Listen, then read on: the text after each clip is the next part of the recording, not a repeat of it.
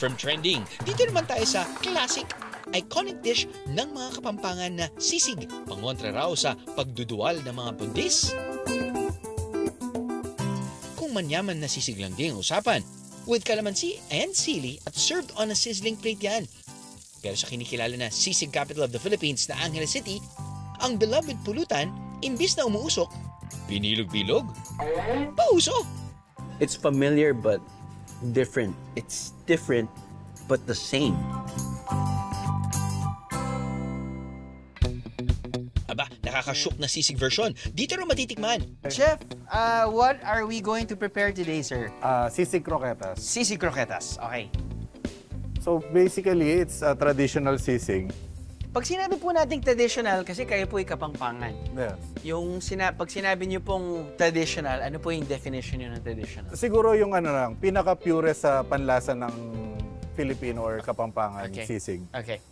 Inihaw na maskara ng baboy. Check. So pagka na-chop na natin yan, lulutuin na natin siya how you would traditional sisig.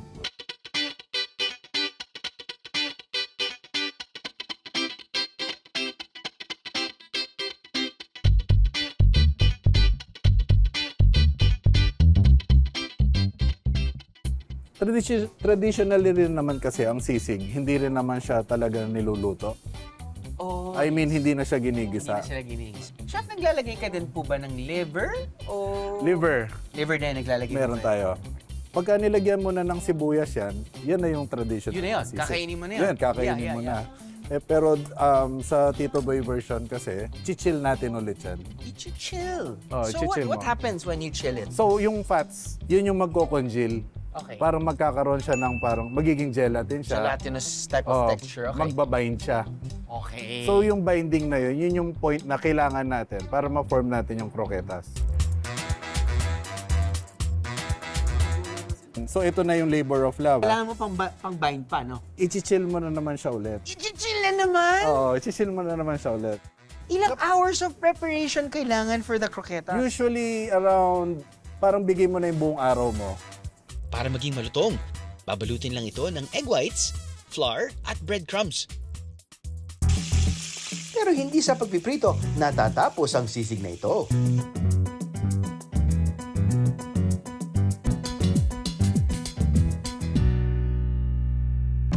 Para sa dagdag na sipa ng smoky flavor, nilalagyan ito ng ensaladang sinunog na talong at sago. Ilagay natin sa toyo.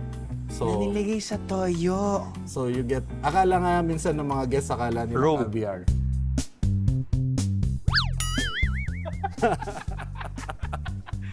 It's okay. Oh, diba? Nawala na. That's a quick fix right there. Good job, Chef. At syempre, mawawala ba naman ang sibuyas?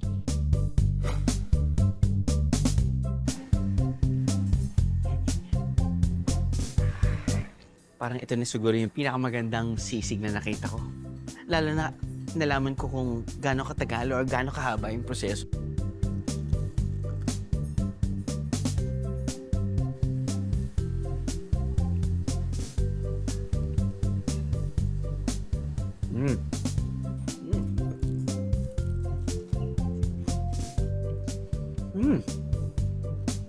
It really is the most different execution ng sisig na nakain natin. Sobrang extreme, very modern take. I mean, texture pa lang iba na.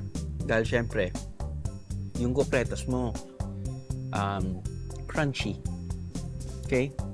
Tapos yung loob, ang dami kong nalalasahan eh. One of the things na nalalasahan ko na umuusbong, yung saktong smokiness na usually, kapag may something smokiness talaga, I'd so appreciate it. I now get it. Why? Ito yung binabalik-balikan ng mga tao dito because it's familiar but different.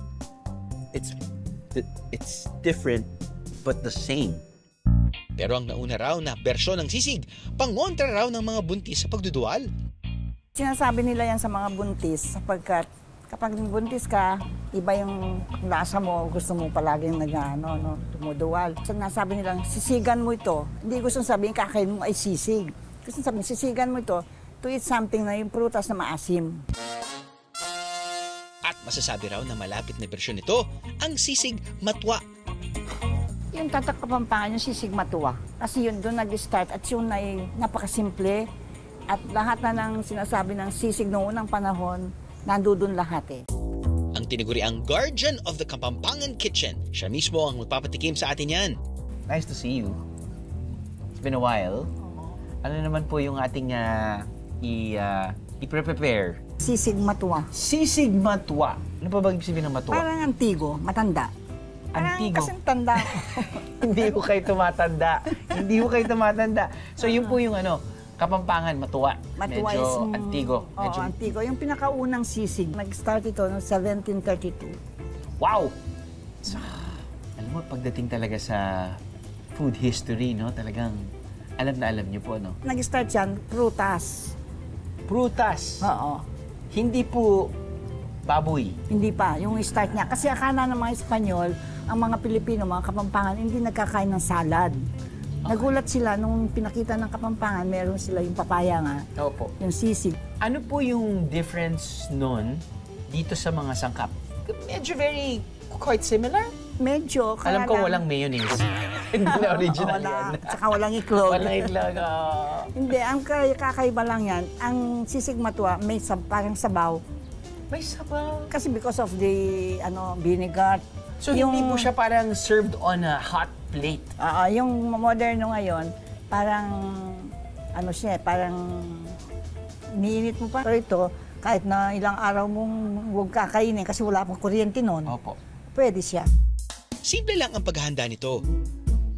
Literal na paghahalu-haluin lang ang mga sangkap. At hindi rin ito inihahanda ng mainit.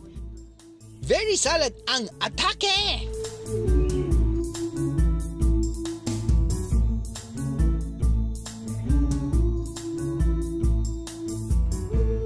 Parang ensalada. Pero nagsasabay-sabay po yung asim, yung tamis, may konting anghang. Thanks, Ching. Nice to see you again. Ang kahusayan ng mga Kapampangan sa pagluluto ang siya mismong nagpapakita na ang simpleng pagkain. Kaya nilang mas masarapin. I have the meeting this today. All you gotta do is just subscribe to the YouTube channel of GMA Public Affairs and you can just watch all the behind the show episodes all day, forever in your life. Let's go! Yeehaw!